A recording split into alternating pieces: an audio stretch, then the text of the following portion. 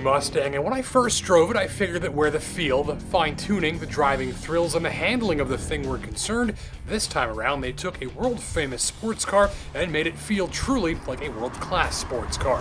And now, from the latest line of Mustangs comes the latest high-performance Mustang. This is the Shelby GT350, and like your one cousin who is a little bit nuts, this member of the Mustang family is just the craziest.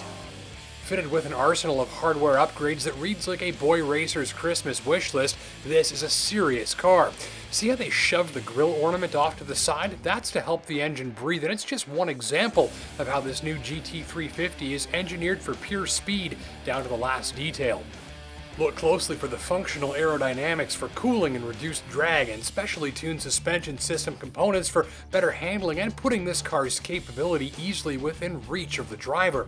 And you don't need to look closely to see some of the other clues. These grapefruit-sized exhausts, the massive Brembo brakes clamping on two-piece rotors, the giant wheels with pilot tires, themselves the consistency of warmed-up chewing gum. From inside, you can fine-tune the Shelby to your current desires for speed, noise, and spleen-splitting grip. Choose the steering feel you like, how you want the Shelby to ride and handle, and even which drive mode you prefer, including a drag strip setting with electronic line lock for doing burnouts, which Ford asked me very nicely not to demonstrate. There's even a switch to set the exhaust volume between normal, which is loud as heck, and sport, which sets off car alarms and can literally be heard a mile away. From the driver's seat, that sound causes your pants to become tighter. The noise, the look, the upgrades, well, at the center of it all is what's under the hood. It's a hand-built 5.2-liter 4-cam V8 with 32 variable valves and a flat plane crankshaft, which you should look up on Google because it's neat. It runs an all-motor 526 horsepower, which is heaps. Now, there are three basic ways to get an engine to be more powerful. You make it bigger, you give it forced induction with a turbo or supercharger, or my favorite way, you make it spin faster, and that's just what they've done here.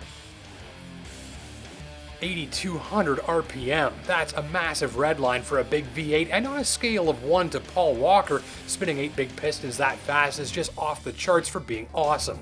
From any throttle input, the GT350 charges ahead, and as the revs build, it gets downright explosive. The next gear is a manly manual short shift away, and the acceleration in the upper third of this rev range will turn your brains into zoodles. Careful though, it's fast, easy to get carried away with, and that local radar cop will hear you coming. The big Brembo brakes clamp hard and fast from the slightest touch of the pedal and respond with a top-class level of urgency and feel. The GT350 stops fast right now when you need it to. And it's many, many laps of a track before you build up enough heat in these brakes to affect their performance. Deceleration is sudden, almost startling, and the brake feel at the pedal is among the best I've ever seen. In normal mode, handling and steering are lazy and light for easy going around town and highway cruising. Other than a bit of pulling as the big tires follow uneven surfaces, it's no more strenuous to drive than a Camry. Sport or track mode, and the shocks stiffen up lots, the body is kept more closely sprung to the wheels, and the steering adopts a heavy but quick and playful feel, adding confidence and a locked-on handling dynamic. The GT350 really lets drivers capitalize on the specially tuned chassis, and despite the numbers and how this car looks, it's not really intimidating to push if you have your car control basics covered off. But here's the big story if you're looking to move up from the last generation Shelby, the GT500, which was more powerful with up to 662 supercharged horsepower. Now that was a more exhausting machine to drive. You worked harder to shift gears, to steer, and to keep the thing on the road at full throttle, since often it just wanted to blow its tires off. It was hardcore and stupid fast, but you could never sort of dial it back a little.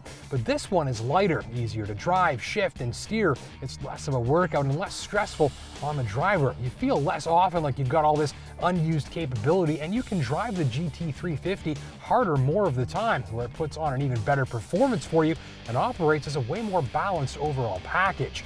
Even though it's less powerful, this car is better to drive more of the time, and actually, it's a fantastic highway cruiser too. On the open road where a gentle cruise is in order, it rides nicely, the seats are comfy, the navigation and infotainment consoles are easy to use thanks to a new design, the engine idles along at low revs, and if it's nighttime you'll appreciate the fantastic headlights. It's also quiet. You can have a conversation without any need to raise your voice, and I had one passenger who even took a nap because apparently I'm boring. Gripes: obviously the Shelby does like gasoline a fair bit, and even more than I expected, and other typical Mustang complaints apply. The cabin isn't quite as roomy as the size of the car leads on, and some of the trim materials inside are low budget. Finally, the clutch is hinged funny. It feels like cheese whiz for most of its travel, but at the very top manages to virtually fire your foot off of it with a heavy spring action. And there you have it, an absolutely killer one-of-a-kind engine, polished and fine-tuned handling and braking on a world-class level. Standout looks that draw a crowd, noises that will make your car guy buddies require a moist wipe in a moment to themselves, and if you like, you can turn off all of the go-fast stuff and cruise in peace and quiet. Of course, there are a few other ways to spend this sort of cash on an American rocket, including this Corvette Stingray, which is lighter and friskier, this Cadillac ATS-V, which is just fantastically athletic, and of course the Hellcat, which offers 4 doors and over 700 horsepower, if that's your thing. Having to decide on one of these machines is a nice problem to have, and the GT350 starts around $64,000. Thanks for watching.